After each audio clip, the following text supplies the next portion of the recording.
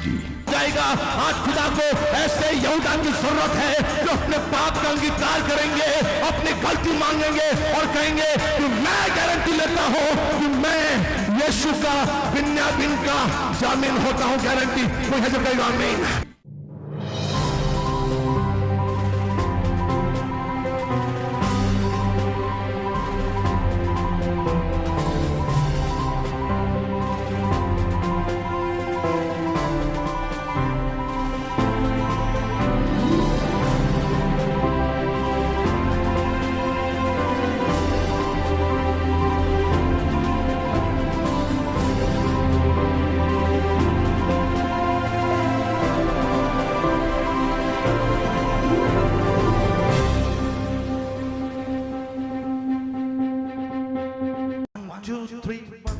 रोशनी रोशनी सारा आलम हूँ, जिंदगी जिंदगी दिल ठीक है कशा, प्यार का नूर हर सू बरसने लगा, जगमगाने लगी वादियाँ वादियाँ। रोशनी रोशनी सारा आलम हुआ, जिंदगी जिंदगी दिल ठीक है कशा।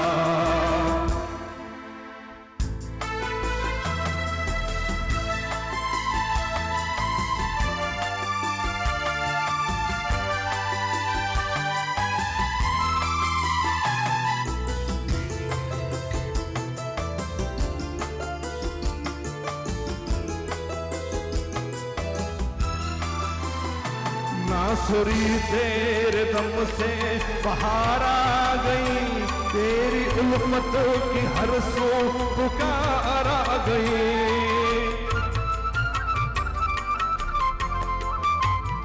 नासरी तेरे दम से बाहर आ गई, तेरी उल्फत की हर सू पुकार आ गई, तेरी उल्फत की हर सू पुकार आ गई। रोशनी रोशनी सारा आलम हुआ, जिंदगी जिंदगी दिल ठीक है कशा, प्यार का नूर हर सू बरसने लगा, जगमगाने लगी वादियाँ वादियाँ। रोशनी रोशनी सारा आलम हुआ, जिंदगी जिंदगी दिल ठीक है कशा, जिंदगी जिंदगी दिल ठीक है कशा, जिंदगी जिंदगी दिल ठीक है कशा। आइए प्रभु के कलाम में, जहां हमने पिछली बार छोड़ा था, मुझे कतई नहीं लगा था कि मैं उत्पत्ति के इस पैसेज की 42 अध्याय, फिर उसके बाद 43, 43 पर मैं एक श्रृंखला प्रचार कर रहा हूं। इसकी भी शुरुआत एक टीचिंग सेशन से हुई, जब हमारे फायर कॉन्फ्रेंस जाने वाली टीम एक 60-70 लोग बैठे थे, स्टूडेंट्स भी थे, आप लोग भी थे, जवान भी थोड़े बहुत थे, और ये बैठे थे और I was trying to tell them कि इफ यू आर अनॉइंटेड, यदि प्रभु का अभिषेक आपके ऊपर है और आप डिसाइड कर लो बाइबल का किसी भी पैसेज पर कुछ गहरी बात बोलने का, तो आप बोल सकते हो, कि जरूर नहीं कि ये गहरी बात यहीं से बोली जाएगी, नहीं, आपको डिसाइड करना पड़ेगा। जैसे सुर कैसे लगेगा, हमने डिसाइड किया वो गहरी बात। मैं हमारे जो प्रीचर्स थे, रेवरेंड्स थे और भी बाकी प्रचारक थे, उनको ये समझाने की कोशिश कर रहा था। उस कॉन्फ्रेंस में जब मैंने चर्च में बात की थी कि हर जगह पर आप गहरा संदेश दे सकते हो, और उस वक्त मैंने ये प्रचार किया था कि मिस्र में अन्न था, मिस्र में अन्न था, जब दुनिया में अन्न नहीं है, मिस्र में अन्न था। ये खूबसूरत सा प्रचार मैंने किया था रविवार को मेरी मेन सर्विस में। उसके बाद ये कॉन्फ्रेंस हुई और मैंने कहा कि हम बोल सकते हैं। उसके बाद मैंने 43 पर पिछले रविवार की आराधना में मेरी सर्विस में बिन्यामीन, कितने लोगों को वचन सुनकर आशीष मिली? दैट वाज अमेजिंग, बहुत खूबसूरत सा वचन वो था, बिन्यामीन। और आज मैं तीसरा बोल रहा हूं उस पर, एंड बिलीव मी, प्रभु ने इतना दिया है कि फायर कैंप तक जितने संडे आएंगे मैं इसी में से इसी चैप्टर को आगे लेकर हर में कुछ ना कुछ मैं बोल सकता हूं। इतना प्रभु ने रेवलेशन दे दिया। मैं तड़के उठा, रात में 4 बजे मैं जल्दी सो गया।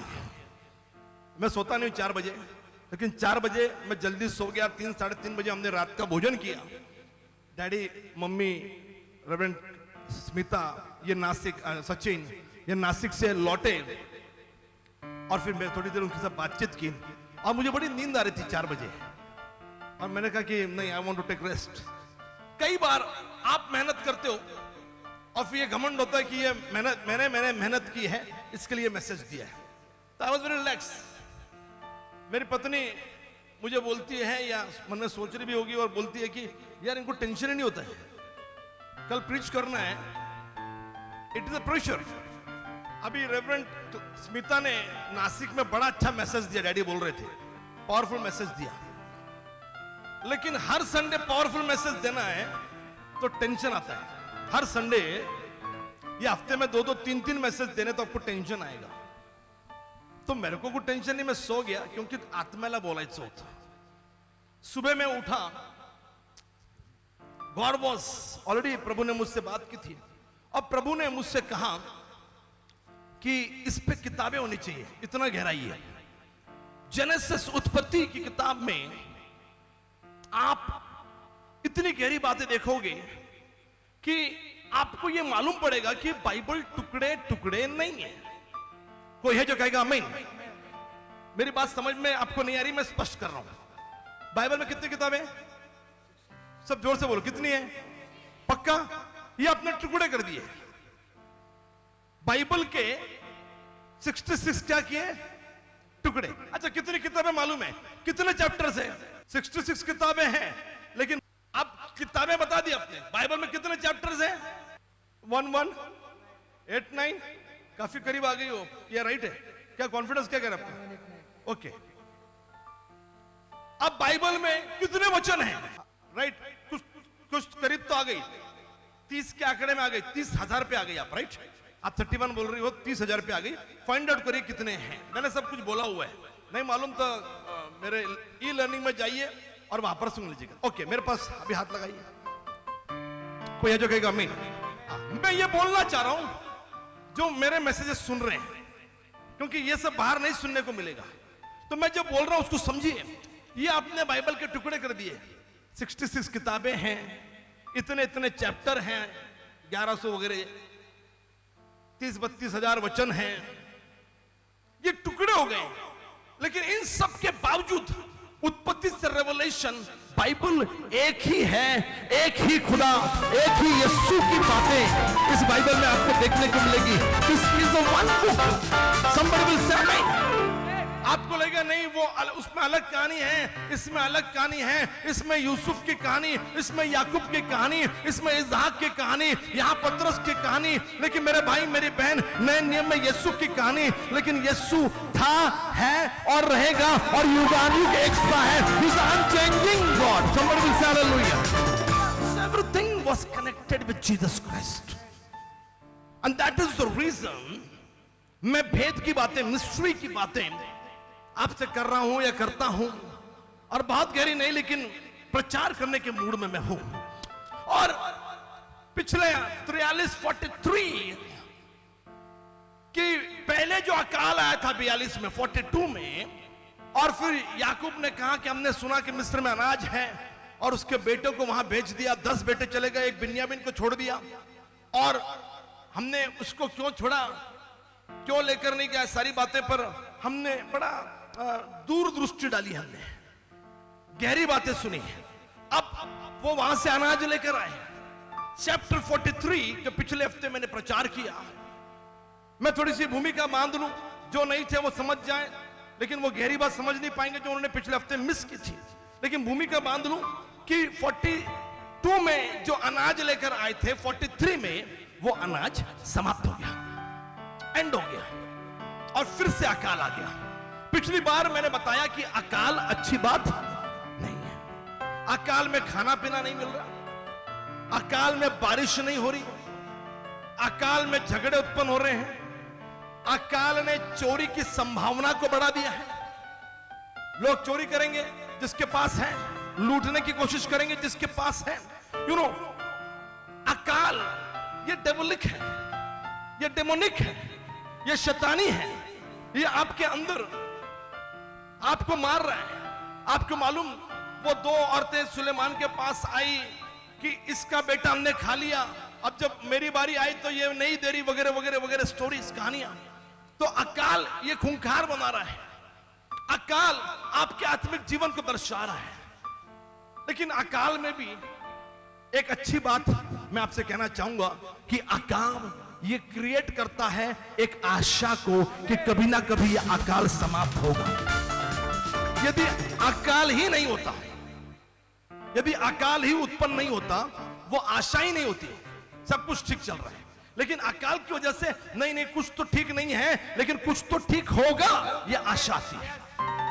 लेकिन let me tell you something in the name of Jesus Christ, Yeshu Masih के नाम में मैं कुछ कहना चाह रहा हूं, ध्यान से सुनिए। अकाल किसी को पसंद नहीं है, लेकिन अकाल आपको पहचान देता है। सुनिए, अकाल आपको क्या देता है? क्या दे रहा है? आपकी जिंदगी में अकाल आया, that is becoming your identity, आपकी पहचान बन जाएगी। आपको मैं प्रूव करता हूं, वो औरत जिसका लहू बह रहा था, कितने साल? 12 साल का अकाल था, चंगाई का अकाल।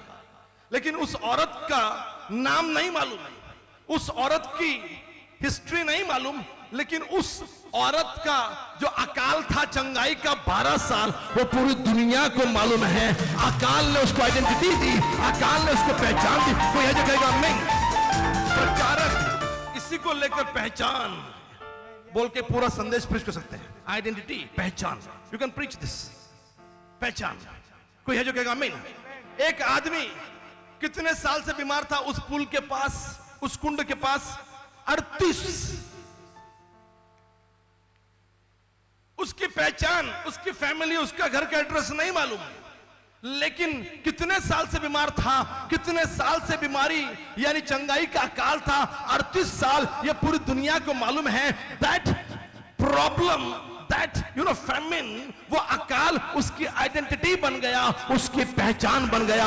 मेरे भाई मेरी बहन, होगी आपको बीमारी, होगी आपको तकलीफ, होगा आपके ऊपर कर्जा, लेकिन वही समस्या, वही प्रॉब्लम आपके आने वाले जिंदगी की नई पहचान बनेगा। यही खुदा की वाणी। कोई है जो कहेगा, कोई है जो कहेगा यस, हाँ होंगे हमारे जीवन में प्रॉब्लम, वो अकाल का टाइम था, लेकिन वही आपकी पहचान बन गया आज। कोई है जो कहेगा आमीन? कोई है जो कहेगा हालेलुया? अब अकाल आ गया, फिर से याकूब ने कहा बच्चों कम ऑन, फायर कैंप। अकाल, साल भर कुछ नहीं मिला लोगों को, चलो फिर टाइम आ गया, लोगों का पेट वाइस, लोगों में आग लगाने का टाइम आ गया। चलो क्या हो गया बताओ, कितना हो गया? परंतु अकाल यहां मिलिए ना, कितना मिल रहा है, यहां मिलिए। और फिर मुझे बहुत सारे लोग मिलने के लिए आ गए। बता शेखर को भी समझ में आ रहा होगा कि पास्टर को ये पसंद नहीं आ रहा है, राइट? एंड बहुत सारे लोग मिल रहे थे और मैं वाज आस्किंग संगा काय झालं फायर कैंप से? अकाल, अकाल चल रहा है, अकाल। तो अकाल आपकी आइडेंटिटी बन जाए, यही मैं कामना करता हूं। तो फिर याकूब ने कहा कि अनाज खत्म हो गया है, फिर से मिस्र में जाओ। कितने लोग मेरे साथ यहां तक हैं? थोड़ा बोलूंगा लेकिन ध्यान से सुनो। याकूब ने कहा, पिछली बार यहां तक मैंने खत्म किया, याकूब ने कहा फिर से अनाज लेने के लिए मिस्र में जाओ। और ये लोग फिर से मिस्र में जाने की बात करने लगे। लेकिन अचानक उनमें एक शख्स था जिसका नाम क्या था? एक शख्स था यहूदा। उसने पापा से कहा कि पापा नहीं जा सकते हम लोग, डैडी बोल रहे हैं कि जाओ मिस्र में जाओ और अनाज लेकर आओ। मेरे घर में ये काम मुझे दिया जाता था, मिलिट्री का, आर्मी का राशन मिलता था। हमारे पिंपरी चिंचवड़ में रक्षक सोसाइटी जो है, वो आर्मी का जो वहां पे टैंकर वगैरह लगा हुआ है, उसके अंदर में घुसता था गेट में। हमारे पास आई कार्ड वगैरह होते थे, अभी भी जा सकते हैं हम लोग। और अंदर जाकर, आप जाओगे आपको नहीं भेजेगा अंदर, हम जाते थे और राशन लेकर आते थे। तो उस दिन याकूब पापा ने कहा, बच्चों जाओ राशन लेकर आओ मिस्र में। आपको लगता है कि पैसा है कुछ भी खरीद लोगे, पैसा है we can buy happiness, we can buy you know healing, हम चंगाई अच्छे हॉस्पिटल में चले जाएंगे और चंगाई खरीद लेंगे, हम पैसे से कुछ भी कर लेंगे। लेकिन मैं आपसे कहना चाह रहा हूं, money can not give you everything. दो जेकब वाज हैविंग मनी, याकूब के पास पैसा था, लेकिन यहूदा ने कहा कि पापा पैसा होगा फिर भी हम मिस्र नहीं जा सकते। पापा ने पूछा क्यों? याकूब ने कहा क्यों नहीं जा सकते? और उस वक्त यहूदा ने कहा कि जब हम वहां से आ रहे थे, उनको नहीं मालूम वो पुरुष यूसुफ है, उनको नहीं मालूम उनका वो भाई है जिससे उन्हें नफरत की थी। याकूब से यहूदा ने कहा कि उस पुरुष ने कहा है, उस पुरुष ने कहा है कि अगली बार यदि आपको अनाज लेने के लिए आना है तो तुमको साथ में बिन्यामीन को लेकर आना पड़ेगा, अपने छोटे भाई को लेकर आना पड़ेगा। मिस्ट्री ऑफ बेंजामिन, बिन्यामीन की रहस्य, ये मैंने पिछले हफ्ते प्रचार किया। आपको आना है तो बिन्यामीन को लेकर आना पड़ेगा। बिन्यामीन को नहीं लाओगे, no food, no Binyamin no food, no food growing, आपको अनाज नहीं मिलेगा, आपको खाना नहीं मिलेगा। बिन्यामीन को लाना जरूरी है। और मेरे भाई मेरी बहन, बहुत बड़ी बहस हुई। पापा ने कहा क्यों तुमने बताया कि तुम्हारा भाई है? झूठ बोल देते, झूठ बोल देते। एक झूठ बोलने वाले से और क्या अपेक्षा की जाती है? याकूब पहले भी झूठ बोलता था, इतने साल हो गए, अभी भी कह रहा है झूठ बोल देते।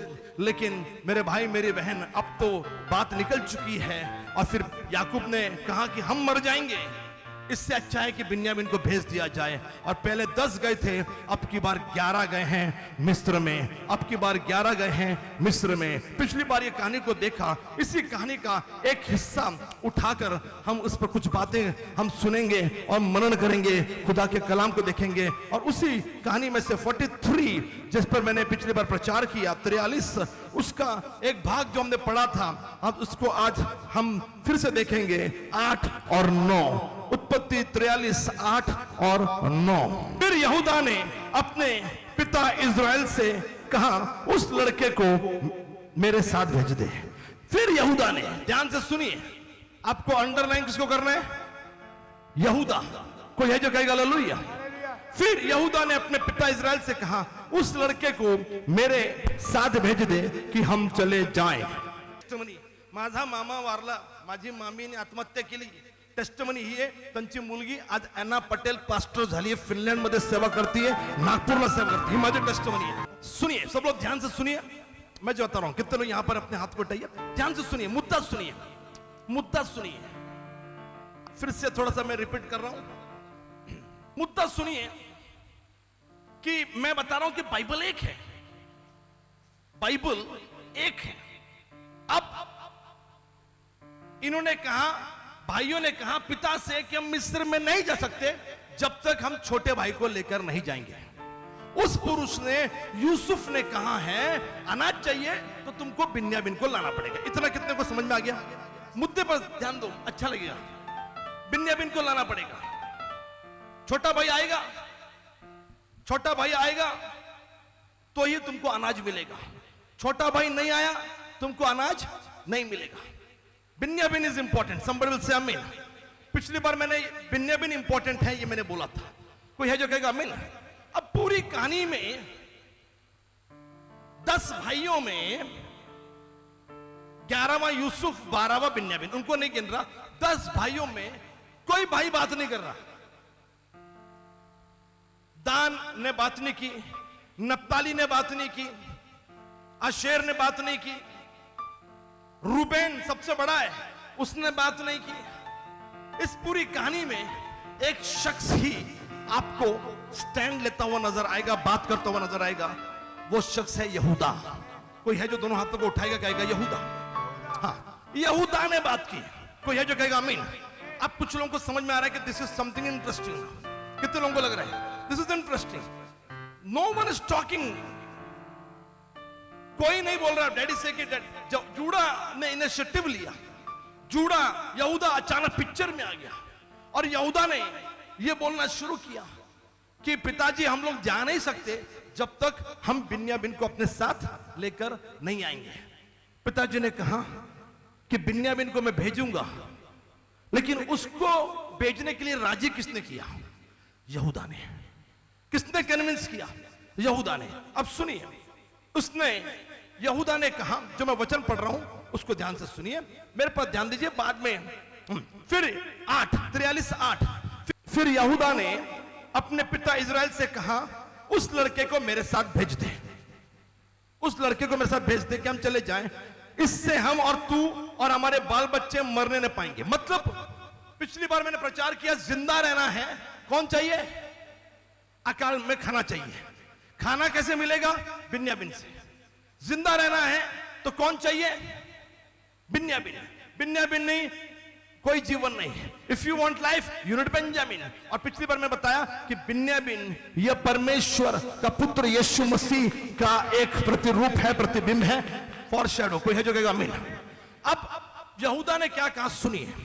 यहूदा ने कहा, फिर यहूदा ने अपने तरफ से कहा कि इससे हम और तू और हमारे बाल बच्चे मरने ना पाएंगे वरन जीवित रहेंगे यदि बिन्यामिन को लेकर गए। नो, मैं इसका जामीन होता हूं, मैं इसका जामीन होता हूं। और लिखा है कि मेरे ही हाथ से तू उसको फेर लेना। This is my main word. मैं इसका जामीन होता हूं।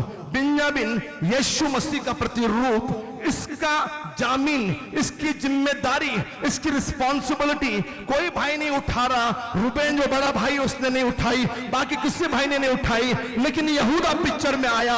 यहूदा ने कहा ये जो यीशु मसीह का प्रतिरूप है, ये बिन्यामिन जो यीशु मसीह की तस्वीर है, इसकी रिस्पॉन्सिबिलिटी, इसकी जामीन, इसका जिम्मेदारी मैं लेता हूं। कोई है जो जोरदार ताली बजा के कहेगा हालेलुया। उसने जामीन ली। कोई है जो कहेगा आमीन। अब बाइबल पढ़ने वालों को ही समझ में आ रहा होगा कि यहूदा कौन था।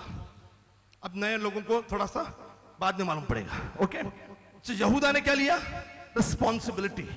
मैं जामीन हूं। इंग्लिश में क्या लिखा है उसके लिए? Guarantee, right, surety. ओके, अलग अलग वर्जन में अलग अलग गारंटी, श्योरिटी। किसने गारंटी ली? यहूदा ने। मैं गारंटी लेता हूं कि बिन्यामिन को मैं लेकर जा रहा हूं, उसको लेकर आऊंगा। Someone, you don't need to stand for the Benjamin. किसी को तो खड़ा होना पड़ेगा बिन्यामिन के लिए, यीशु के लिए, प्रभु के लिए, यीशु मसीह के लिए, जो यीशु मसीह की तस्वीर है। यदि आप नहीं लोगे तो कौन लेगा? कोई है जो कहेगा हालेलुया। इस दुनिया में आज कोई यीशु के लिए खड़ा नहीं हो रहा। आज जरूरत है कोई यहूदा खड़ा हो और बोला कि नहीं, इसको आने दे, यीशु को आने दे, यीशु को लेकर जाएंगे तो अकाल में अनाज मिलेगा। मैं गारंटी लेता हूं। कोई है जो आमीन। No Jesus no food, no Jesus no life. तो कौन गारंटी लेगा जिंदा रहने की? यहूदा ने कहा कि मैं लूंगा। यदि आप लेना चाह रहे हो तो अपने दिल पर हाथ रखिए, बोलिए मैं लूंगा। बेंजामिन की गारंटी यहूदा ने ली। अब थोड़ा सा मैं लीक से हटकर मेरा आज का मूल जो चैप्टर है, पिछली बार मैंने उस पर थोड़ी सी रोशनी डाली है, उस पर मैं आपका ध्यान आकर्षित करना चाह रहा हूं। कोई है जो कहेगा आमीन। कोई है जो कहेगा हालेलुया। उत्पत्ति 37, 39, 40 नहीं, मेरे पास देखो, निकालो मत। अरे बाबा ऐका ना, उघडायचं नाहीये, मी काय सांगतो ते ऐका। उत्पत्ति 32 से चालू करते, चलो 29 से चालू करते। 29, 30, 31, 32, 33, 34, 35, 36, 37 जोसेफ का, यूसुफ का चैप्टर, यहां तक ठीक है। फिर 38 आता है, छोड़ दो। 39, 40, 41, 42, 43, 44 सारे एक दूसरे से कनेक्टेड चैप्टर है। सारे एक दूसरे से कनेक्टेड चैप्टर है। बीच में एक और चैप्टर है। बाइबल स्कॉलर्स के लिए कहना चाहूंगा, बाइबल स्टूडेंट्स के लिए कहना चाहूंगा, ये वाले स्टूडेंट्स नहीं, pastors, preachers, believers, strong believers. बीच में एक और चैप्टर है। खुश हो जाइए कि आप ऐसे चर्च में आ रहे हो जहां पर गहरी गहरी बातों पर आपको प्रचार सुनने को मिल रहा है। These are deeper things। एक और चैप्टर आ गया 38, जिसका कोई मतलब नहीं है कहानी से। जो कहानी चल रही थी याकूब की 28, 29, 30, 31, 32, 33, 34, 35, 36, 37 में यूसुफ की कहानी शुरू हुई, 39 में भी, 37 में शुरू हुई, 39 में यूसुफ की कहानी कंटिन्यू हुई, 39, 40, 41, 42, हम लोग 43 पढ़ रहे हैं। लेकिन बीच में 38 में यूसुफ का कोई लेना देना नहीं है। एक और कहानी, एक और चैप्टर, और यानी हिंदी में पता नहीं क्या मतलब, उसका कोई मतलब नहीं बनता। तीन बहरे थे, तीनों बहरे, सब किसको सुनाई नहीं दे रहा। पहले बहरे ने दूसरे बहरे से कहा कि यार मैं बाजार जा रहा हूं, यार मैं कहां जा रहा हूं, बाजार जा रहा हूं। अब दूसरा बहरा, तीनों बहरे ना, दूसरे बहरे को तो सुनाई नहीं दिया बाजार जा रहे हो, तो इसने कहा कि मैं बाजार जा रहा हूं। दूसरे ने कहा मुझे लगा कि तुम बाजार जा रहे हो। दूसरे ने कहा मुझे लगा तुम। तीसरा बोला क्या तुम बाजार जा रहे हो। तीनों को एक ही बात कर रहे हैं, लेकिन किसी को सुनाई कोई मतलब नहीं, कोई मतलब नहीं है। घर में खाना पड़ा है, पूछा कि बेटा आपने खाना खाया क्या? नहीं, आज मुंबई इंडियन का मैच है। कोई ताल्लुक नहीं है, हमारी दादी मर गई है। कुछ चीजें बिना मतलब की लगती हमको। और ऐसे उत्पत्ति की किताब में एक और चैप्टर है 38। अगर बाइबल पढ़ने वालों को यह ध्यान में नहीं आया तो आप बाइबल नहीं पढ़ते हो, आप बाइबल रीडिंग में कच्चे हो, वरना आपका ध्यान आता। 38 ये और चैप्टर है। यूसुफ की कहानी 37 शुरू होती है, 39, 40, 41 यूसुफ की कहानी चल रही है। बीच में एक कहानी ऐसी आ गई जिसका कोई मतलब नहीं है। आज आप लकी हो ऐसा मैं नहीं कहूंगा, आप आशीषित हो। हमारी आशीष पैसा गाड़ी बंगला में नहीं है, हमारी आशीष खुदा के वचन को समझने में है। आज आप आशीषित हो कि आप 38 चैप्टर को देख रहे हो। कोई जगह नहीं, 38 चैप्टर 38। अब यहूदा ने कहा मैं जामीन होता हूं, लेकिन यहूदा कौन था, क्या था? ओके, 38 के पहले इसका पाप 37 में मैं आपको दिखाऊंगा। 37 चैप्टर और केवल एक वचन 26 मैं आपके लिए पढ़ रहा हूं। तब यहूदा ने अपने भाइयों से कहा अपनी भाई की हत्या करने, उसका खून छिपाने से क्या लाभ होगा। 27 आओ हम उसे इस्माइलियों के हाथ बेच डाले और अपना हाथ उस पर ना उठाए, क्योंकि वो हमारा भाई है, हमारी हड्डी मांस। और उसके भाइयों की बात मान ली और यूसुफ को बेच दिया। पहला पाप यहूदा का। सुनिए, मेरे पास कितने लोग यहां पर हैं, पहले समझिए उसको। आज एक्चुअली पीछे वाले लोग आगे बैठने चाहिए, इनको थोड़ा सा पीछे बिठाना चाहिए, गलत जगह बैठ गए। सुनिए, 37 में याकूब ने यूसुफ को अपने भाइयों का समाचार लेने के लिए भेजा। उसके भाई भेड़ बकरियां चरा रहे थे, और भेड़ बकरियां चरा रहे थे तो ये यूसुफ ढूंढते ढूंढते आया। एक को पूछा कहां है, तो यूसुफ को किसी ने बताया वो दोतान में है। जैसे खड़की में है, हड़पसर में है, वारजे में है, वैसा कहां पर है? दोतान में। बाइबल को इस तरीके से पढ़ेगा तो याद रहेगी, दोतान में है। तो वहां पर चला यूसुफ, और ये भाई जो दोतान में थे उन्होंने देखा कि यूसुफ, तो वो लोग आपस में बात करने, वो देखो सपना देखने वाला आ गया। आपके लोग बोलते होंगे वो देखो प्रार्थना करने वाली आ गई, वो देखो हमको लेक्चर देने वाली आ गई, वो देखो बाइबल पढ़ने वाली आ गई, वो देखो हालेलुया वाले आ गए, वो देखो प्रेज द लॉर्ड वाले आ गए। और मेरे भाई मेरी बहन यहां पर उसने बोला वो देखो सपना देखने वाला आ रहा है। और भाई, कौन भाई नाम नहीं लिखा, कौन भाई नाम नहीं लिखा, लेकिन सारे भाइयों ने एक योजना बना दी, मुझे लगता है रूबेन को छोड़कर, कि हम इसको मार डालेंगे, हम लोग उसको मर्डर कर देंगे उसको। और रूबेन जो बड़ा भाई था उसने कहा यार मार के फायदा नहीं, इसको गड्ढे में डाल देते फिलहाल। तो गड्ढे में डाल दिया। लेकिन बेचने का घिनौना अपराध, बेचने की घिनौनी सोच ये किसके मन में है मालूम? यहूदा के। मतलब क्या नेहा वैद्य, नेहा पाडड़े जो थी, अब वो नेहा वैद्य बन गई है। क्या नेहा दामिनी को बेचने का बारे में सोच सकती है? हेलो, पहले वो खरीदने वाले को मारेगी।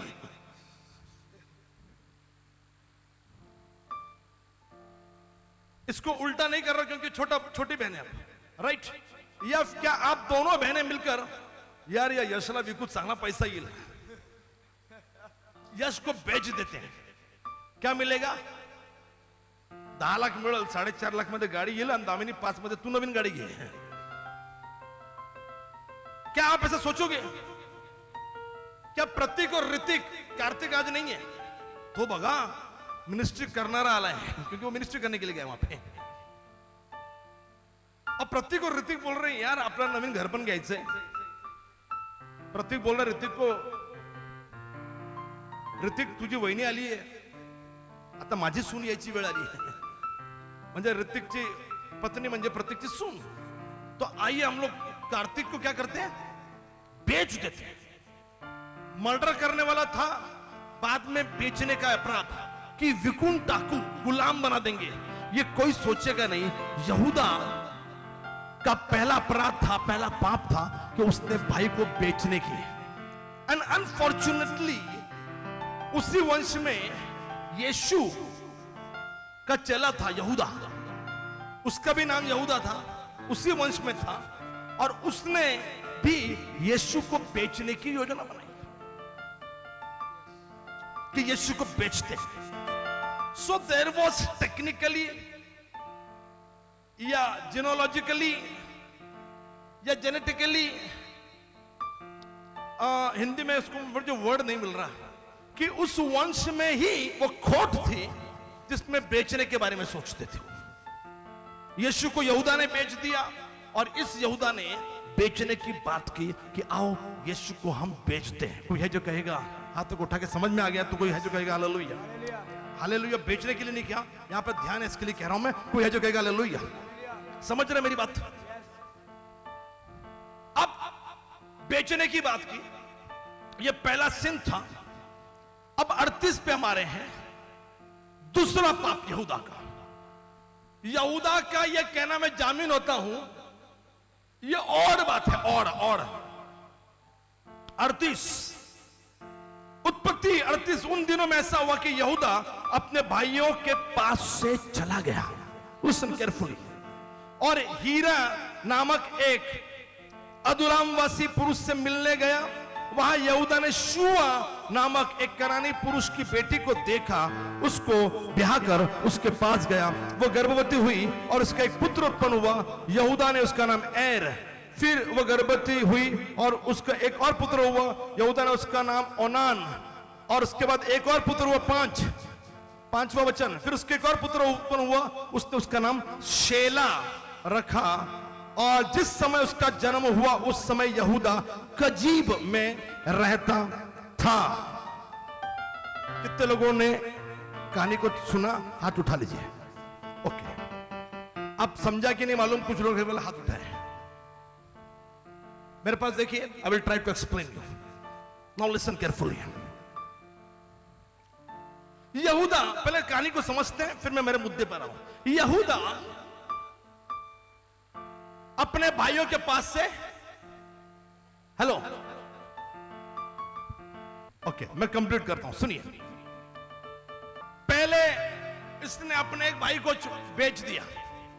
अब दूसरा 38 चैप्टर की शुरुआत, ये चैप्टर बीच में क्यों आया है ये आपको समझाने की कोशिश मैं कर रहा हूं। 38 इन दिनों में ऐसा हुआ कि यहूदा अपने भाइयों के पास से चला गया। हेलो, ये अपना उस भाई का भी नहीं हुआ और अपना इन भाइयों का भी नहीं हुआ, ये उनके पास से चला गया।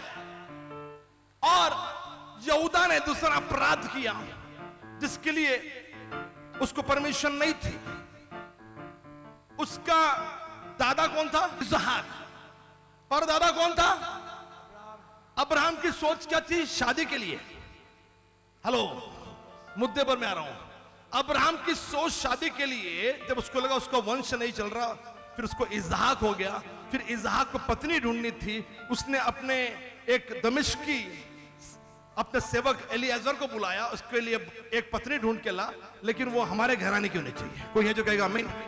तो उसके परदादा की, जहां से हिब्रू नेशन शुरू हुआ, उसकी सोच थी कि जो पत्नियां होंगी वो बाहर की नहीं होनी चाहिए, वो अपने ही वंश की होनी चाहिए। लेकिन यहूदा का सबसे बड़ा अपराध 38वां चैप्टर में आपको समझाने की कोशिश कर रहा हूं, ये बीच में क्यों आया है। 37 और 39 जहां यूसुफ की कहानी शुरू होती है, बीच में ये कहानी आई और बाद में कुछ और कहानी आई है। ये क्लैरिफाई क्रिश्चियंस को होनी चाहिए कि यहीं पर ये चैप्टर क्यों आया। तो पॉइंट यह है कि यहूदा ने अदुल्लाम वासी वहां पर गया, ब्ला ब्ला ब्ला, एक कनानी,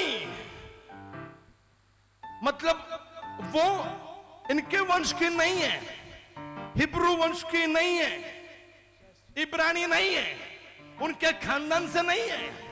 उनका खानदान मतलब क्रिश्चियन खानदान, मतलब यहूदी खानदान, मतलब हिब्रू खानदान। कोई है जो कहेगा आमीन? हम क्रिश्चियन में ना बटे कि ये नगर का, ये कोल्हापुर का है।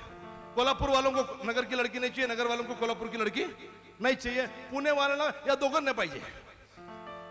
त्यांची भाषा शुद्ध हे काय बसतो, लड़की कैसे बोलती है? बसतो, येतो। कोल्हापुर की औरतें कैसे बोलती है? बसतो, येतो, खातो, खातो कोल्हापुरी। और पुणे से पाइए, तो ये वो वाली कहानी नहीं है। हम यीशु मसीह में एक है। कोई है जो कहेगा आमीन? हालेलुया। लेकिन वो क्रिश्चियन तो है ना, वो यीशु को तो जानने वाले हैं ना, प्रभु की रोटी को तोड़ने वाले तो है ना। बात उनकी नहीं चल रही है।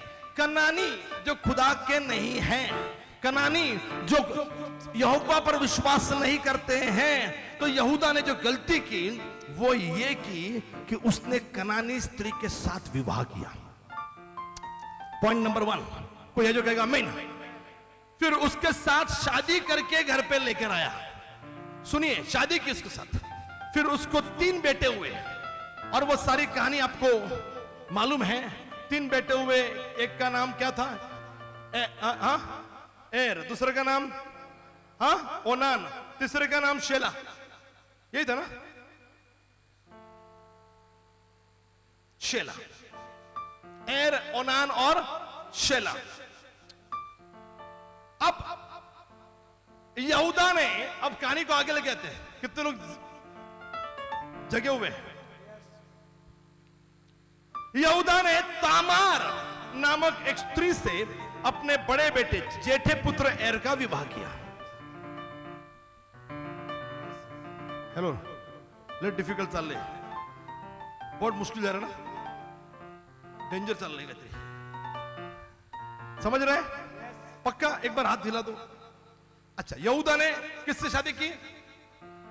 हाँ, कनानी स्त्री से। क्या नाम था उसका? शुआ।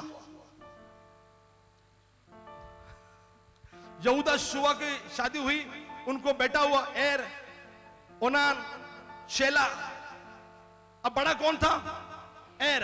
तो यहूदा ने, बाप ने बड़े बेटे एर की शादी तामार से की। समझ में आ रहा है? किससे की? तामार से की। अब तामार से बड़े बेटे की शादी हुई। अब लिखा है 7 वचन एक इंपॉर्टेंट रोल प्ले करता है। देखो, बुराई का बदला बुराई से। 7, परंतु यहूदा का वह जेठा, बेटा नहीं, परंतु यहूदा का वो जेठा एर प्रभु की दृष्टि में दुष्ट था। ये दुष्टता कहां से आई? हेलो, कहां से आई? बाप से आई। और थोड़ा सा और भी ऐड करूंगा, क्योंकि कनानी स्त्री थी, संसार देव वेगळा होता। हे माहिती ना, तुझी आवाजोनी या हृदयामध्ये अन्य कोणीच नसा, मराठीमध्ये च, अन्य कोणीच नसा देवा अंतरी अंतरी तूच वसावा देवा, अंतरी तूच वसावा. आपको लग रहा होगा हमारे पास्टर साहिबा को, उनको देखकर आदमी का ये सब बोल रहा हूं. नहीं, सुबह से प्रभु मुझे दिखा रहा है मसीह का बलियाल के साथ क्या नाता. मसीह का godly people they don't have anything with ungodly people. उठना बसना कमी करा, you will be in problem. अब सुनिए इस फॅमिली में प्रॉब्लेम कैसे आई. सुनिए, जो देवाचं ऐकत नाही, चर्च नाही, बायबल व चर्चा नाही, त्याच्यासाठी उठणं बसणं बंद करून टाका. अब वो जेठा एर जो था ना, प्रभु की दृष्टि में बुरा निकला. और जो बुरा करता था पुराने नियम में, प्रभु उसको क्या करता था पास्टर क्लेरा? लिखा है कि प्रभु ने उसको मार डाला. आज क्या है नए नियम में? बुरी नजर वाले तेरा मुंह काला. लेकिन पुराने नियम में पोरांनी गुटखा खाल्ला तो गुटखा नाही, तिकडच मरून जाईल तो. सिगरेट की या तंबाखू की ऍड या सिनेमा के पहले तुमचं थोबड असं होईल, असं पण येणार नाही, डायरेक्ट मृत्यू. Old testament. नवा करार मध्ये प्रभु बिचारा आपला दयालू, उसने आपको छोड़ दे, जान दे, परत चान्स देऊ. नेक्स्ट सॅटर्डे त्याला पश्चाताप केला की परत देवात आणू, जाऊ दे, नेक्स्ट सॅटर्डे परत, नेक्स्ट सॅटर्डे परत, नेक्स्ट सॅटर्डे करता करता करता हा मंडे टू फ्रायडे पापच करतोय. की सॅटर्डेला आपण क्षमा मागायची, मंडे टू फ्रायडे पाप करायचं, सॅटर्डे संडे परत यायचं देवाकडं. इकडून तिकडे मंडे ट्यूजडे, तिकडून इकडे वेनसडे टू फ्रायडे भुरकून उडती चोहीकडे. ख्रिस्ताची ही लेकरे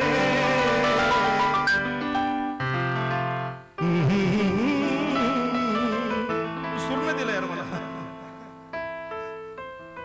एकच फांदी क्रूस खांबाची, त्यावर वसती आपली आपली घरे. आता त्यांचे घर स्वर्गात, त्यांच्या उठं बसून काय करायचंय? ते तुम्हाला म्हणतील स्वर्गात जाऊ नको, चर्चला जाऊ नको, प्रार्थना करू नको. तो मैं ये जो बोल रहा हूं ना, ये आपको नहीं बोला, अभी नहीं है, ये तो हमेशा रहता है मेरे पास. लेकिन सुबह गॉड वाज टेलिंग कि मसीह का बलियाल के साथ क्या नाता. म्हणजे बलियाल यानी शैतान. अब सुनिए, जेठा मर गया, दूसरा कौन था? ओनान. तो उस टाइम ये परंपरा थी, रीति थी. कृपया करके 38 चैप्टर को गलत तरीके से मत लीजिएगा, नहीं तर कळलं की सुटलेच आहे सगळे. नहीं बाइबल असं तसं नहीं है. हेलो, कोई है मेरे साथ अपने हाथ को उठाने के लिए? हाँ, तो उसको गलत तरीके से मत लीजिए. उस टाइम वो रीत थी, वो कस्टम था, वो रिवाज था फ्लोरा, कि अगर बड़ा भाई मर गया तो छोटा भाई भाभी के पास जाएगा और उसके साथ शारीरिक संबंध बनाकर विवाह करके औलाद पैदा करेगा बड़े भाई के लिए. किसके लिए? बड़े भाई के लिए. वो औलाद उसकी नहीं होगी, बड़े भाई की होगी. तो ओनान भाभी के पास गया, दैट वाज एक्सेप्टेड, वो एक्सेप्टेड था. और वो गया, संबंध किया, लेकिन उसका जो वीर्य है, जो स्पर्म है, उसने उसको जमीन पे गिरा दिया. और कस्टम था, प्रभु की इच्छा थी कि बेटा तो होना चाहिए, क्योंकि वंश आगे बढ़ना चाहिए. वंश बढ़ने के लिए नहीं, लेकिन इस वंश में आने वाले दिनों में येशू का जन्म होना चाहिए, इसके लिए वो वंश महत्वाचा था. आजच्या तारखेमध्ये आपला वंश वाढायला पाहिजे. कोणतरी म्हणाल, एक कोणी पण नाव सांगा, कोणी पण नाव सांगा ना सर, कोणी पण मॅरिड माणसाचं. जब हमको वंश चाहिए, कशाला? बायबल मध्ये वंश महत्वाचा होता, कारण की मुलंच व्हायला पाहिजे, मुली नाही, हा पॉइंट नव्हता. लड़का होना चाहिए, लड़की नहीं, यह पॉइंट नहीं था. लेकिन उस वंश में यीशु मसीह का जन्म होगा, दैट वाज द रीजन. वो वंश इंपॉर्टेंट था. कोई जगह में बाद में वंशावली आपको नहीं देखने को मिलेगी. नए नियम में देयर इज नो जेनोलॉजी. अब वंशावली का चक्कर खत्म हो गया. वंशावली खाली पुराने नियम तक थी.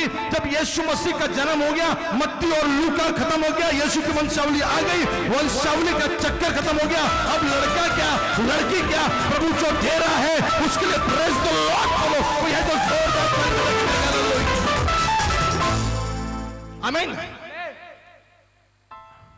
हालेलुया. ओनान ने अपना वीर्य संबंध बनाया, लेकिन जमीन पे गिरा दिया. प्रभु को गुस्सा आया. संबंध बनाया, उस पे गुस्सा नहीं, क्योंकि वो तो चाहिए था, बड़े भाई का वंश चलना चाहिए था, क्योंकि वो यहूदा का बेटा होने वाला था. याकूब के सारे बेटों के वंश इंपॉर्टेंट थे. लेकिन ओनान ने पाप किया और वो बेटा जो होने वाला था वो होने से उसने रोक दिया. और दैट वाज द रीजन कि मुलांना मुलं होत राहायची. कारण की ते वंश महत्वाचा होता, वो वंश महत्व का था. अब ओनान भी प्रभु ने उसको मार डाला. अब बचा कौन? शेला. वाओ, ताली बजाए दूसरे के लिए जिनको याद हो रहा है. बचा कौन? शेला. कौन बचा? शेला. किसने कहा कि गधे लोग बाइबल पढ़ना चाहिए? नहीं, स्मार्ट लोग बाइबल ज्यादा समझ सकते हैं. शेला बचा और शेला छोटा था. और यहूदा ने कहा अपनी बहू से, तामार से, कि शेला बड़ा होगा. तामार भी समझती थी ये छोटा है, बड़ा होने में टाइम जाएगा, बड़ा होगा तब उसके साथ तेरा संबंध होगा और फिर उससे बेटा होगा, वो मेरा वंश चलाएगा. अब पर्टिकुलर लिखा है कि यहूदा चला गया वहां से. अब तामार जो बहू थी उसको लगा कि शेला बड़ा होने में बहुत टाइम जाएगा. तो एक दिन उसको खबर मिली कि उसका ससुर फलाने फलाने रास्ते से गुजर रहा है. तो उसने कहा कि शेला छोटा है, मेरा देवर छोटा है, उसको बड़ा होने में टाइम लगेगा और इतने में ससुर भी बूढ़ा हो जाएगा. पति मेरे पास नहीं है, शेला से सब शादी होगी, बड़ा हो गया, तब तक मैं भी, क्योंकि ससुर मैंने बोल दिया क्योंकि वो उस कहानी में आया, उसी ने लाया, इसके लिए ससुर कहानी में नहीं लिखा, लेकिन मैं उसको लेकर आया क्योंकि वो तो उसकी सोच थी. और मैं भी बूढ़ी हो जाऊंगी, शेला बड़ा होने तक मैं भी बूढ़ी हो जाऊंगी. लेकिन इसके ध्यान में ससुर था. तो वो एक चौराहे पर विधवा के वस्त्र निकाल दिए और उसने घूंघट ओढ़ा, रंग बिरंगे वस्त्र पहने, एक वेश्या का रूप उसने धारण किया और चौराहे पर बैठ गई. कितने लोग यहां तक कहानी समझ गए? अपने हाथ उठाइए. ओके. अब उसने वो रूप निकाला और यहूदा वहां से निकला और वहां से निकल रहा था. उसने देखा ये वेश्या है. उसने कहा कि मैं तेरे साथ समय बिताना चाहता हूं. उसने कहा ठीक है, बदले में क्या? बदले में क्या? 3 चीजें थी बदले में, उस पर मैं बात नहीं कर रहा हूं, मैं मुद्दे पर आ रहा हूं. लेकिन सुनिए, जल्दी जल्दी सुनिए. बदले में क्या? 38 चैप्टर में हम लोग हैं, 38 में हैं. बदले में क्या? उसने पूछा मैं तेरे पास क्या रखूं, क्या रेहन रख जाऊं? उसने कहा अपनी मुहर, अपनी बाजूबंद और अपने हाथ की छड़ी. 3 चीजें उसने रख ली, क्योंकि उस वेश्या ने कहा तू मुझे क्या देगा? हेलो, कोई है जो कहेगा hallelujah? You are not getting my point. Listen, ये डीपर है, ये गहरा है. यूसुफ को बेचते वक्त यहूदा ने क्या मिलेगा ये एक्सपेक्ट किया था. यूसुफ को बेचते वक्त कि चलो भाई को मार के क्या फायदा, फायदा सोचा था उसने. हेलो, कोई है मेरे साथ? उसने फायदा सोचा था कि क्या फायदा मिलेगा. फिर जब उसको लगा मार के कुछ नहीं मिलेगा लेकिन बेचकर पैसा मिलेगा, तो उसने बेच दिया पैसा. अब उसी की कहानी उसी के सिर पे आ रही है. उसी की बहू तामार, वो कहती है मुझे क्या मिलेगा? आप जो करोगे वो रिटर्न आपके पास आएगा, मतलब आएगा. टाळ्या वाजवल्या पाहिजे. अब ये बकरा फंस गया, बोला मैं बकरी दूंगा, राइट, मैं क्या दूंगा, बकरी, बकरी का बच्चा जो भी है वो दूंगा। अब वो बोले वो तो तब देगा ना जब लाएगा, तू घर जाएगा, मला वेड़त काढल, घरी जाईल, पहले बकरी आन, मग अपन एकत्र नहीं, बोले तब तक तू कुछ तो रख के जा। तो 3 चीजें रखी उसने, मुहर, बाजूबंद और वो जो भी छड़ी। और जब तू लेकर आएगा बकरी, ये 3 चीज लेकर जा। तो ये बेचारा गया, बेचारा कसला, पहिले करण स्त्री, मग शुआ, नंतर बहू तामार, पण बहूकडे नाही, वेश्याकडे गेला। That is all acceptable to God. प्रभु को ये एक्सेप्टेबल था। एक्सेप्टेबल ये नहीं था कि उसने बच्चा नहीं होने दिया ओनान ने। अब आगे सुनिए, ये बकरी लेने के लिए घर पे गया, बकरी का बच्चा जो भी था। अब जब लेकर आया, ये भाई गायब, क्योंकि वो वेश्या नहीं थी, उसकी बहू थी। फिर से विधवा के कपड़े पहन के बैठ गई। अब उसको वो नहीं मिली, उसने कहा छोड़ो जान दे, 3 चीजें मेरी चली गई। और अचानक 3 महीने के बाद, सुनिए, आपकी सोनोग्राफी या आपकी टेस्ट रिपोर्ट से मालूम पड़ती है कि आप मां बनने वाली हो। आपका 2रा महीना चल रहा होता है या 3रा महीना चल रहा होता है, या आप कैलकुलेशन, मतलब smart man plus dumb women is equal to pregnancy. अगर औरत मूर्खा है तो क्या हुई रिजल्ट, प्रेगनेंसी, वो गर्भवती हुई, विधवा है। आपका कैलकुलेशन ये कई बार मालूम पड़ता है, अरे 3रा महीना चालू है, सोनोग्राफी बोलती है। लेकिन 3 महीने बीत गए, 3 महीने के बाद ये खबर पहुंच गई कि तेरी बहू विधवा है। फिर ये प्रेग्नेंट कैसे हुई, शेला छोटा है, ये गर्भवती कैसे हुई, ये इंफॉर्मेशन फैल गई। और फिर यहूदा को मालूम पड़ा, ससुर को मालूम पड़ा। ससुर आया, बोला तूने गलत काम किया, व्यभिचार किया है। और ऐसे में उसने कहा व्यभिचार किसके साथ किया है? उसने कहा 3 चीजें मैं दिखाती हूं, जिसकी वो है वो इस बच्चे का बाप है। और वो 3 चीजें, बाजूबंद, मोहर और छड़ी उसने लाई। और वो सबके सामने मालूम पड़ा कि वो खुद यहूदा की है। ससुर के द्वारा तामार को ये औलाद हुई। यहां तक समझ गया तो ताली बजाकर सुनिए। तो तामार गर्भवती हुई अपने ससुर से।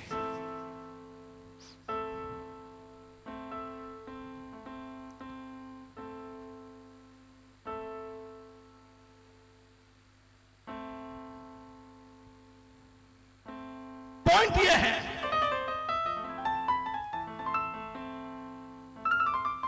क्या यहूदा 38वें अध्याय में पापी था और 37 में राइट था? नहीं। मैंने आपको 2 रेफरेंसेस दिए। 38 चैप्टर के पहले 37 चैप्टर आया।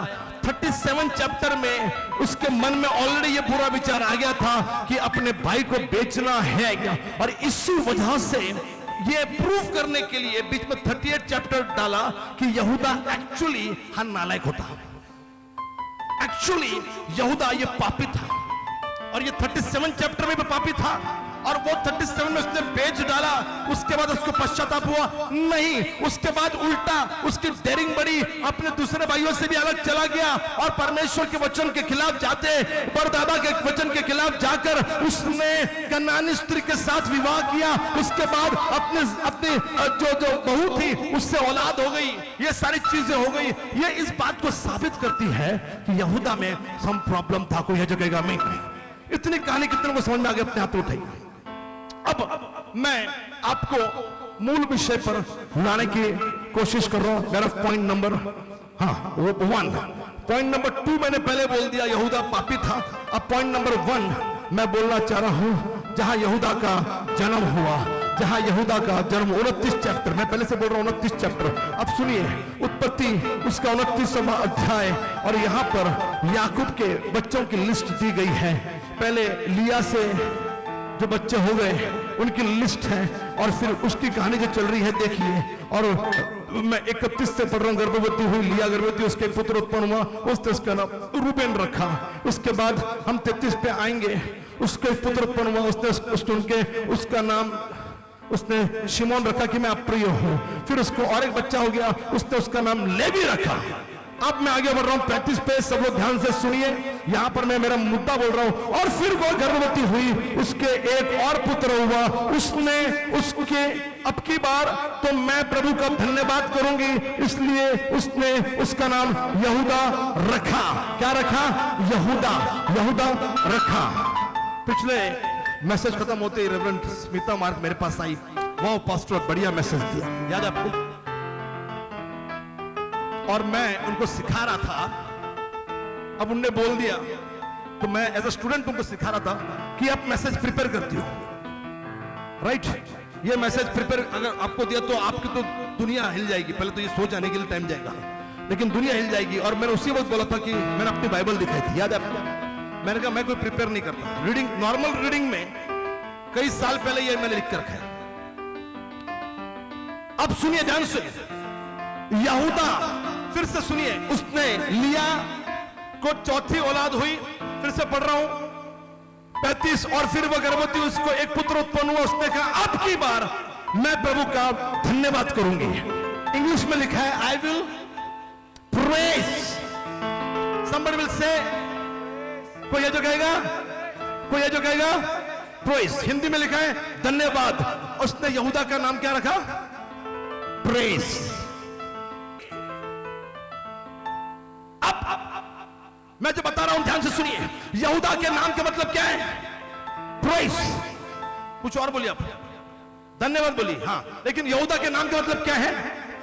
आपका आवाज नहीं आ रहा, क्या है? पीछे वालों का क्या है? आप नहीं बोलो, क्या है मतलब? क्या है? Praise and worship.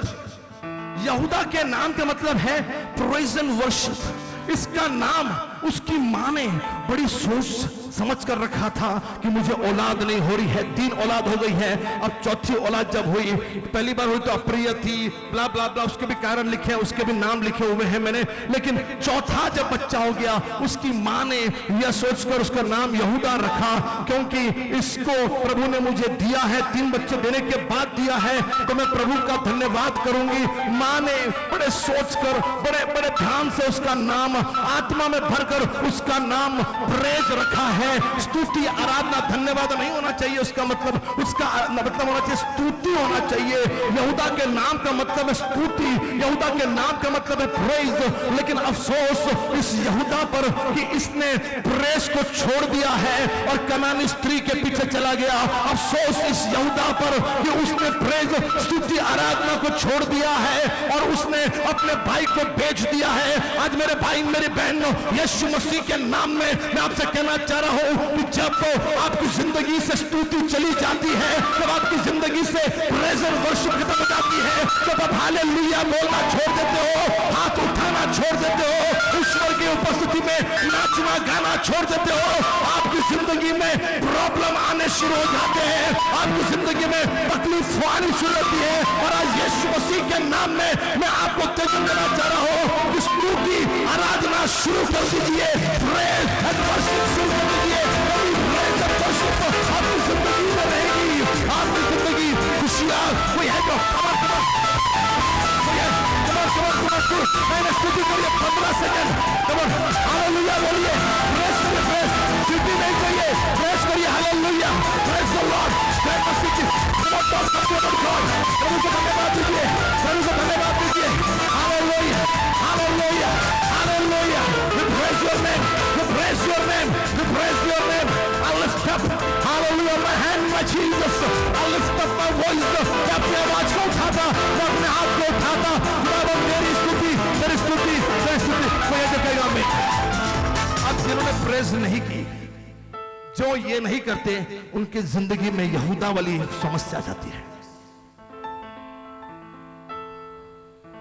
29 चैप्टर में इसका मां ने उसका नाम प्रेज रखा था।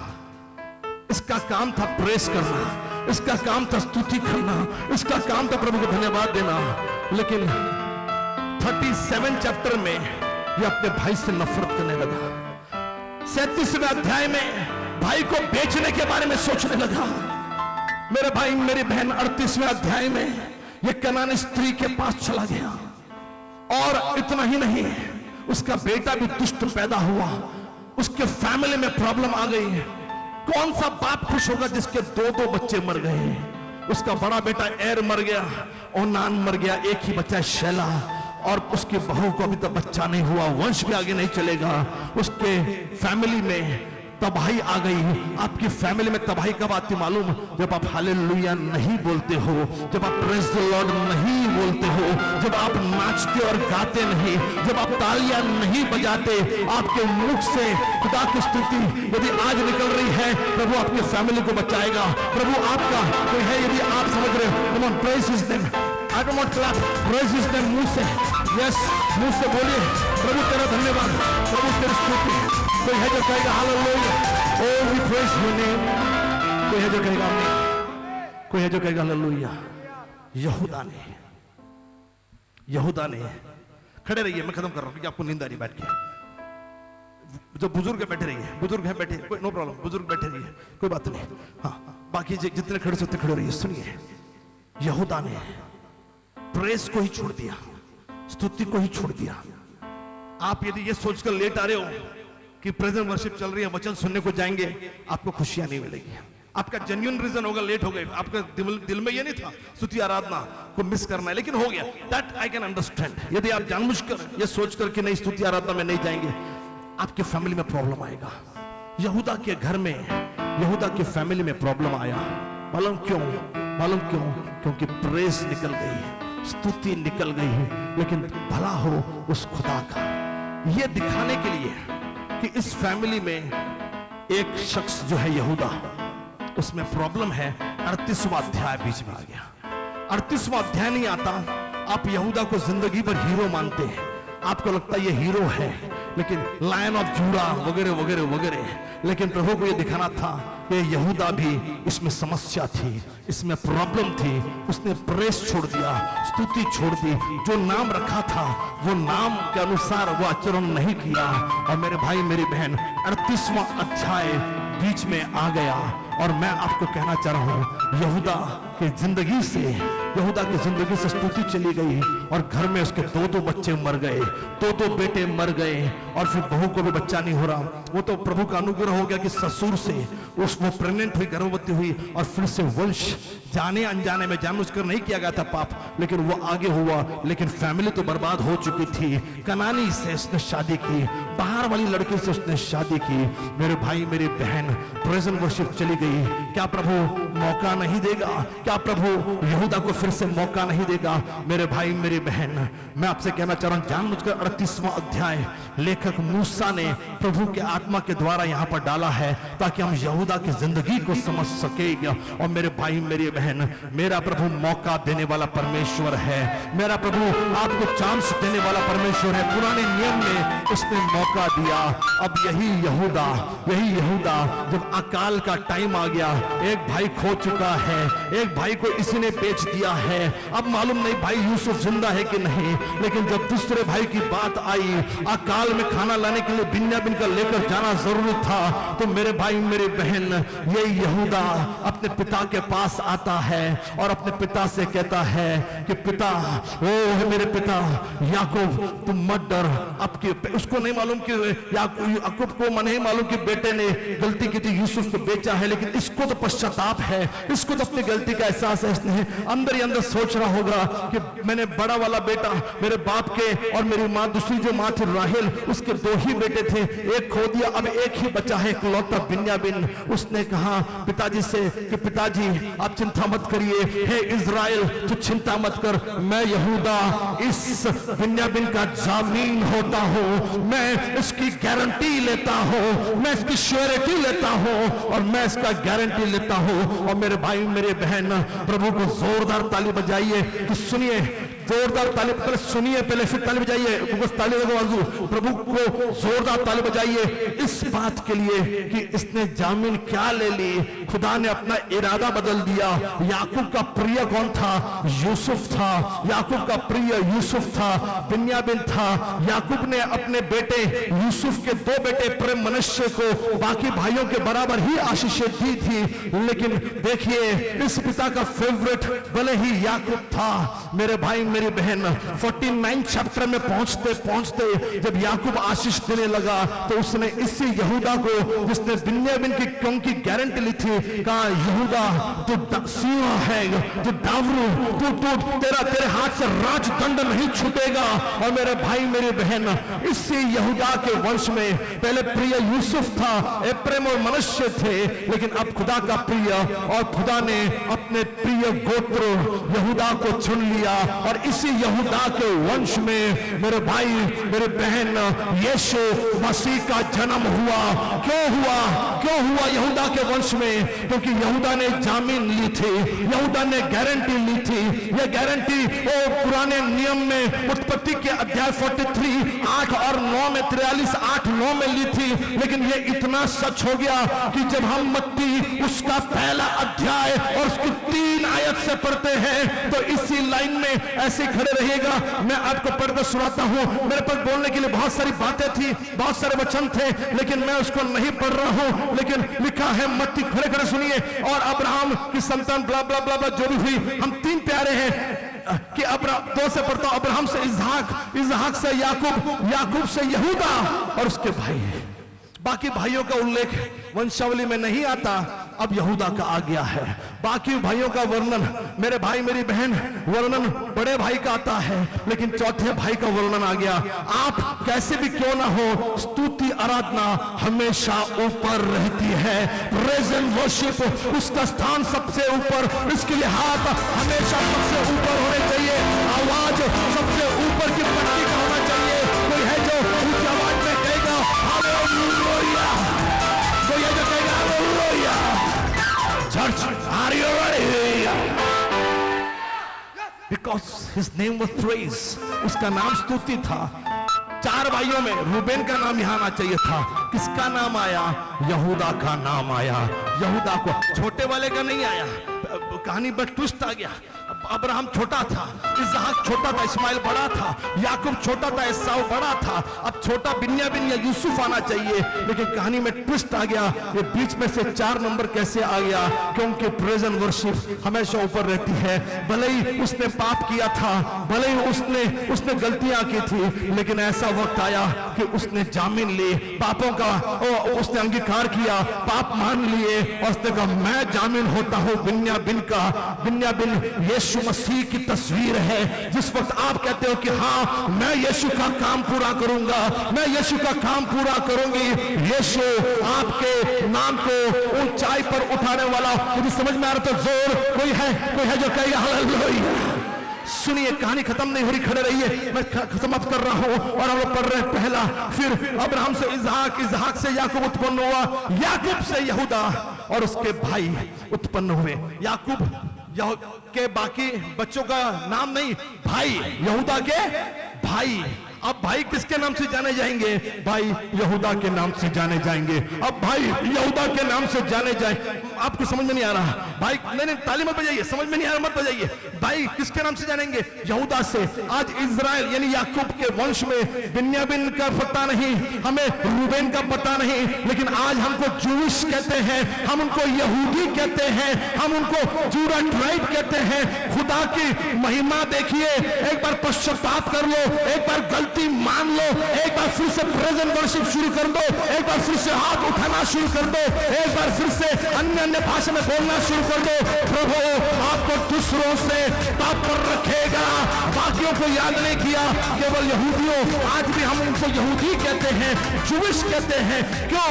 क्योंकि इसने बिन्यामिन की गारंटी ली थी, जामीन ली थी। कौन जाएगा खुदा का कलाम सुनाने के लिए, फायर कॉन्फ्रेंस के लिए, वेकेशन बाइबल ट्रेनिंग प्रोग्राम के लिए, फायर कैंप का काम करने के लिए कौन जाएगा? आज खुदा को ऐसे यहूदा की जरूरत है जो अपने पाप का अंगीकार करेंगे, अपनी गलती मांगेंगे और कहेंगे कि मैं गारंटी लेता हूं कि मैं यीशु का बिन्यामीन का जामीन होता हूं। गारंटी। कोई है जो कहेगा आमीन। कहानी समाप्त नहीं हो रही, कहानी समाप्त नहीं हो रही। लिखा है याकूब से यहूदा और उसके भाई उत्पन्न हुए। नाउ लिसन, 3 यहूदा से तामार, यहूदा से, सुनिए, लिखा है यहूदा से तामार द्वारा। किसके द्वारा? वो बहू जिसको आप गलत समझ रहे थे, वो बहू जो कनानी थी, उसका नाम भी प्रभु ने ले लिया। कितना महान मेरा प्रभु है। एक बार पश्चाताप तो करो, प्रभु आपके परिवार को चपेटे में ले लेगा। प्रभु अपने आपके परिवार को उसके स्वर्ग के राज्य में ले लेगा। वो बहू जिसको गलत समझ रहे थे, लिखा है कि यहूदा से तामार के द्वारा। किसके द्वारा? शुआ के द्वारा नहीं, शुआ के द्वारा नहीं। शुआ का तो एर हुआ था, शुआ से तो ओनान हुआ था, शुआ से तो शेला हुआ था, लेकिन उस शेला का भी नाम नहीं, उसका आना चाहिए टेक्निकली। लेकिन अब यहूदा से तामार के, शुआ के द्वारा नहीं, तामार के द्वारा। क्योंकि तामार ने खुदा की मर्जी को समझा, खुदा के दर्शन को, विजन को समझा कि याकूब का वंश जिसमें यीशु का जन्म होगा आगे बढ़ना चाहिए। इसी वजह से खुदा ने जब कोई भी स्त्री यीशु के बारे में सोचती है, यीशु के दर्शन के बारे में सोचती है, खुदा उसको अपने दर्शन का हिस्सा बना लेता है। अजीब बात, ध्यान से सुनिए, अजीब बात, मिस्ट्री रिवील्ड। इस चैप्टर को कई बार हमारे पास्टर ने अपने अपने तरीके से प्रचार किया होगा, जो मैं पढ़ रहा हूं। ध्यान से सुनिए, अजीब हिस्ट्री सुनिए, अजीब इत्तेफाक सुनिए। 3 से पढ़ रहा हूं, मत्ती 3, 1 पहला अध्याय 3 से। और यहूदा से तामार द्वारा पेरेस और जेरह उत्पन्न हुए। पेरेस से हेस्रोन, हेस्रोन से एराम, और एराम से अमीनादाब। 4 में हूं, अमीनादाब से नहशोन, और नहशोन से सलमोन उत्पन्न हुआ। अब 5 देखिए, सलमोन और राहाब से बोआज उत्पन्न हुआ। बोआज और रूत से ओबेद उत्पन्न हुआ, और ओबेद से यिशे उत्पन्न हुआ, और यिशे से राजा दाऊद, जिसके वंश में यीशु का जन्म उत्पन्न हुआ। सुनिए, कहानी ये नहीं है, कहानी है दाऊद से सुलेमान उत्पन्न हुआ। वो उस स्त्री से उत्पन्न हुआ था जो पहले उरिया की पत्नी थी। ट्विस्ट ये आप प्रचारक या हम प्रचारक अपने तरीके से प्रचार करते। Technically I just want to tell you the mystery, the important mystery. वो ये 4 स्त्रियों का उल्लेख क्यों आया, बाकियों का क्यों नहीं आया? 4 ही स्त्री का उल्लेख क्यों आया, बाकियों का क्यों नहीं आया? बाकियों का नहीं आया क्योंकि वो उसी जाति की थी, यहूदी जाति से थी या इब्री जाति की थी, उसी के घराने की थी, इसके लिए उनका उल्लेख आया। लेकिन ये 4 स्त्री जिसकी शुरुआत 3 वचन, तामार कनानी है, अन्य जाति से थी। तामार ये कनानी थी, अन्य जाति से थी। दूसरी कौन आई है? कमन, हाँ, रूत आई। रूत कहाँ की थी? मोआबी थी, अलग अलग थी। और कौन आया? हाँ, रहाब यरीहो की, ये भी इब्री नहीं है, यहूदी बाद में इब्री नहीं है। और चौथी कौन आई? बेतशेबा। ये कौन से वंश की थी? पता लगाइए। हाँ, हित्ती नहीं, ये कौन से वंश की थी? पता लगाइए। लेकिन ये भी चारों स्त्रियां का उल्लेख इसलिए नहीं आया क्योंकि वे भारी काम कर रही थी, नहीं। बाकियों का नहीं आया क्योंकि वो उसी जाति के थे। पढ़ने वालों, विश्वासियों को यह मालूम होना चाहिए, चारों स्त्रियां ये अन्य जाति से आई थी। तो ये सवाल, क्या अन्य जाति के लोग को हम क्रिश्चियन लोग स्वीकार करेंगे? आप स्वीकार करो या ना करो, लेकिन अपनी वंशावली में 4 अन्य जाति की स्त्रियों का स्वीकार करके यीशु ने यह साबित कर दिया, आप किसी भी धर्म के हो, किसी भी जात के हो, लेकिन यीशु आपको उतना ही प्यार करता है जितना वो अपने लोगों को प्यार करता है। और यही वो रीजन है कि चारों स्त्रियों का नाम इस वंशावली में आ गया। तामार पहले नंबर पे थी, और तामार यहूदा की गलती थी। रूत ये आई उनकी लिस्ट में। बत्शेबा आई और राहाब ये वेश्या थी, फिर भी आई। मेरे भाई मेरे बहन, ये अन्य जाति वाले, सुने, अन्य जाति वाले कैसे उस नाम में आ गए? ऐसे आ गए क्या? नहीं, वो इसलिए आए क्योंकि इनके कनेक्टेड पुरुष जो हैं वो मसीह हैं, वो क्रिश्चियन हैं, वो यहूदी हैं, वो अब्राहम के वंशज हैं, वो याकूब के पीढ़ी में हैं। यदि आप यीशु से कनेक्टेड लोगों के आप उनके साथ संपर्क में आओगे, यकीनन प्रभु आपका नाम भी उसके स्वर्गीय, उसकी जीवनी किताब में वो लिखेगा। कोई है जो ताली बजाकर खुदा को धन्यवाद देगा? आज मैं इतना ही उत्तेजन देना चाह रहा हूँ चैप्टर 43 से 8 और 9 से कि यहूदा ये पापी था, यहूदा बेचने वाला था, यहूदा मारने की सोच रहा था, यहूदा ये कनानी स्त्री के पास चला गया, यहूदा वेश्या के पास भी चला गया, लेकिन यहूदा ने अपनी गलती मान ली। और उसने गलती कैसे मानी? उसने कहा मैं बिन्यामीन का जामीन होता हूं। आज यदि आप यीशु की गारंटी लेने के लिए तैयार हैं कि हाँ, मेरे मोहल्ले में, मेरी सोसाइटी में, मेरे शहर में, मेरे गांव में, मेरे देश में मैं जामीन होता हूं कि मैं यीशु का कलाम, यीशु का प्रचार, यीशु के गीत मैं गाऊंगा, यीशु का वो नाम मैं बताऊंगा, फैलाऊंगा, यकीनन प्रभु आपको और आपके परिवार को ऊंचाई पर उठाएगा। आइए जोरदार ताली बजाकर खुदा को धन्यवाद। कोई है जो कहेगा हालेलुया, कोई है जो कहेगा जय मसीह की, कोई है जो प्रेस जिसका नाम था उसके लिए थोड़ी देर के लिए प्रेस करेगा। आइए स्तुति करिए, मुंह खोलिए, प्रेस करिए। मेजर बड़ा माइनर में देते हैं। Wonderful. D major, E major, ये आपको बेसिक होना चाहिए। I worship you, I worship you. The reason I live, the reason I live is to worship you. I worship you.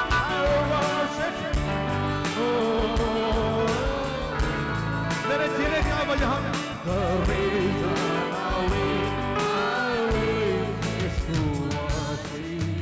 सुनिए, यह गीत यहूदा की तरफ से होना चाहिए जिसका नाम ही स्तुति था, जिसका नाम ही प्रेस था।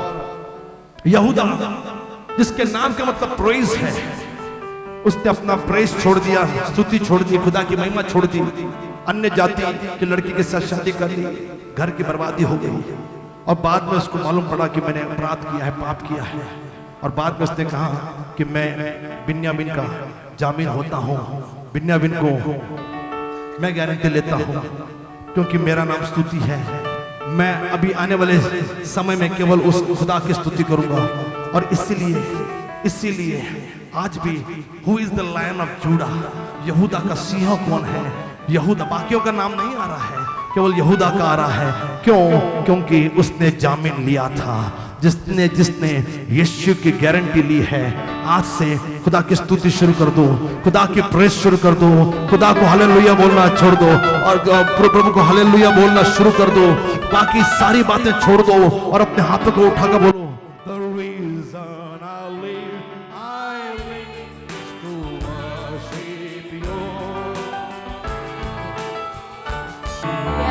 प्रभु आज जिसने भी स्तुति आराधना जो छोड़ दी थी, आज से ये गारंटी ले ली कि हम यीशु की गारंटी लेते हैं, यीशु का कलाम सुनाने की गारंटी लेते हैं, रोज बाइबल पढ़ने की गारंटी लेते हैं, रोज प्रार्थना करने की गारंटी लेते हैं, रोज प्रभु यीशु मसीह का वचन किसी को बताने की गारंटी लेते हैं, रोज किसी के लिए दुआ करने की गारंटी लेते हैं। प्रभु उसके जीवन को तो देख रहा है। आइए अपने हाथों को उठा लीजिए, उसके जीवन को तो देख रहे हैं। यहूदा ने तेरी स्तुति छोड़ दी, जीने का मकसद छोड़ दिया। उसकी माँ ने नाम रखा स्तुति, प्रेज, और उस वजह से उसके घर में प्रॉब्लम आई है। लेकिन आज इसका विपरीत, जितने लोग प्रभु अपने हाथों को उठा रहे हैं, ये गारंटी ले रहे हैं कि हम यीशु तेरे नाम की गारंटी लेते हैं। तेरे नाम पर आंच नहीं आने देंगे, तेरे नाम पर कलंक नहीं आने देंगे। हर काम जो कर रहे हैं ईमानदारी के साथ करेंगे। प्रभु मैं दुआ करता हूं ऐसे लोगों के घर में आने वाले दिनों में, उनकी पीढ़ी में, उनके वंश में, उनके परिवार में तेरी आशीष, तेरी आशीष, तेरी आशीष। लोग बोले कि मैं मृणाल का, ये मृणाल का यीशु है। लोग बोले ये रमा का यीशु है। लोग बोले ये बीरेन का यीशु है। लोग बोले ये शेखर का यीशु है।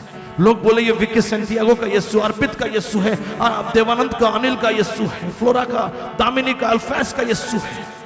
उनके खानदान के लोग याद रखें कि यश का यीशु है, कृपा अनुज का यीशु है। लोग याद करें अर्पिता का यीशु है। ये स्कूल में लोग बोले ये शॉन का यीशु है।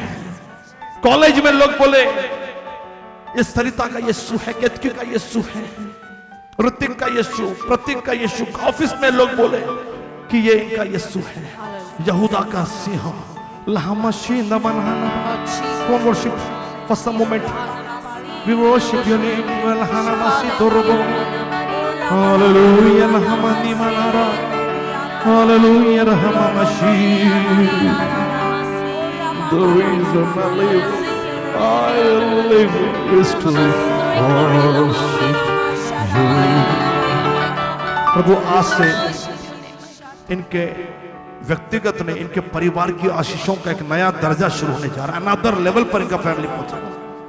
जैसे यहूदा का फैमिली अनदर लेवल पे पहुंच गया। किसी भाई का नाम नहीं, लेकिन यहूदा का नाम वंशावली में आया। आज प्रभु ये सारे लोगों का परिवार अनदर लेवल पे पहुंच जाए। मोहल्ले में इनकी पहचान हो, गांव में इनकी पहचान हो, शहर में इनकी पहचान हो कि ये यीशु के लोग हैं। इसके लिए प्रभु इनको आशीषित कर रहा है। इसके लिए इनके पास गाड़ी है, इनके पास फ्लैट है, इनके पास बंगला है, इनके पास अच्छे कपड़े हैं, ये अच्छा खाना खाते, इनके घर में गरीबी नहीं देखी, ये उधार नहीं मांगते, ये दुखी नहीं रहते। इनके जीवन में तकलीफ आती है, इनके घर में मौतें आती, इनके घर में बीमारियां आती, फिर भी ये प्रेज द लॉर्ड की आवाजें इनके घर से आती है। लोगों के मुंह से एक आवाज सुनने को मिले कि इनके घर में यहूदा का सिंह यीशु निवास करता है। आज जो जो गारंटी ले रहा है प्रभु यीशु मसीह की, उसके वचन को सुनाने की, प्रभु उस पर तेरी आशीष बनी रहे। यीशु मसीह के नाम में मांगते सुनो, घर को सारे एक साथ कहेंगे आमीन। आइए जोरदार ताली बजाकर